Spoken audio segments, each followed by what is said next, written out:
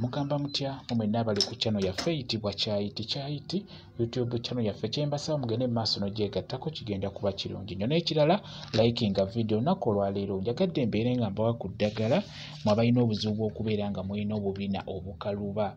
Mulimu abakyala balina obubina nga bukaluba ng'okakwatako nga kalinga ejjinja, njagala obeere ng'okwesa ku ddagala lino. Omukyala yenna oba omwana omuwala yenna oteekeddwa okubeera nga akabinako kagonvu bulungi. Tugenda kutunuulira eddagala lya mirundi ebiri, ng'eddagala erisooka nkusaba ofune okula yennyini. Funa okula ekibala ofune n'ebikoola bya okula. Kati ebikoola ebyo singa obeera obifunye bulungi n'ofuna ne okula yennyini, teeka amazzi mu kabakuli oba mu kikopo, teekamu amazzi agannyogoga, toteekamu mafumbe nedda, teekamu amazzi agannyogoga oba agawoze. Kati ddira okula oyo ebibala bisaleesale, salasala okula obutonotono busuule mu mazzi ago g'otadde mu kabakuli oba mu kikopo. Bw'omala okusaasala okula oyo funa n'ebikoola bya okula. Ebikoola ebyo nabyo biyengere mu tuzzi otwo tw'otadde mu kabakuli. Yenga ebikoola ebyo biyenge obigatte wamu ne okula. Kati bw'omala okubikola bulungi nnyo, beera nga weeseetinga. Akabina kano kyetaaga nga muntu yaakakola oba nga yakugezako okutereeza akabina ko kabeere nga kagonda bulungi nnyo. Gwe kennyini oyinza obutasobola kyekola bulungi, naye kankubulire enkola gy'olina okukikolamu oba ofuna muntu munno n'aba nga akuyambako.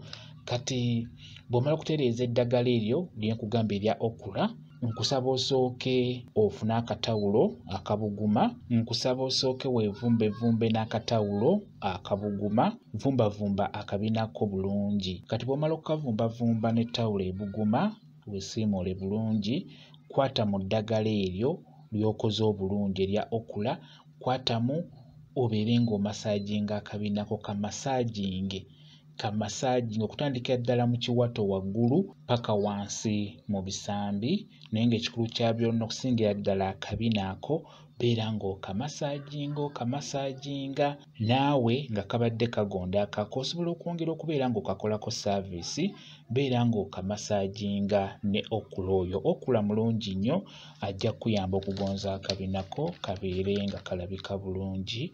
Gwe mukimanyi abakyala muteekeddwa okwekolako ku bintu eby'enjawulo.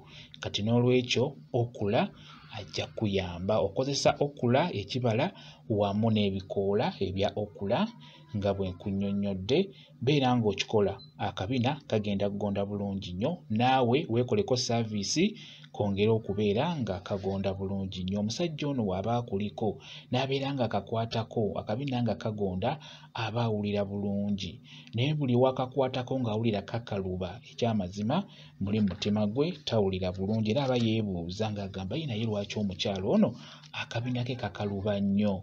N'olwekyo akabinako kakoleko saaviisi kagonze kabeere nga kalebera bulungi nnyo. Eddagala eddala era ly'osobola okugattako, era sooka omale okwevumbavumba n'amazzi agabuguma, weesiimuule bulungi. Funa omuzigo omuganda ogwo funa omutuufu gwennyini gw'oba ofuna, nagwo bw'obeera ogufunye tandika era weobeere nga weemasaaginga ng'okozesa omuzigo omuganda. Omuzigo omuganda ogwo mulungi nnyo, gugonza era nga bw'owulira omuzigo gugonza ennyama eno n'ebeera ng'eggwamu okukaluba okwo.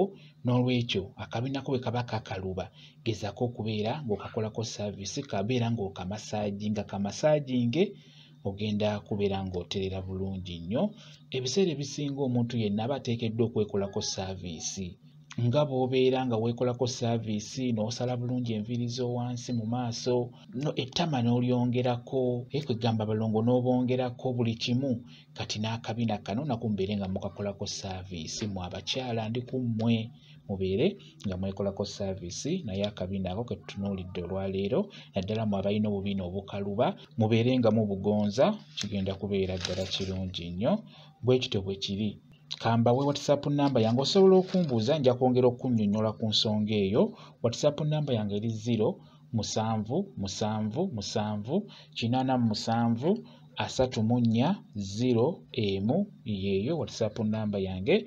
Mwebale kubeera ku channel yaffe eyitibwa Kyayiti YouTube channel yaffe. Kyembasaba mugende mu maaso n'ogyegattako, kigenda kuba kirungi nnyo. Mubeere bulungi, mweraba.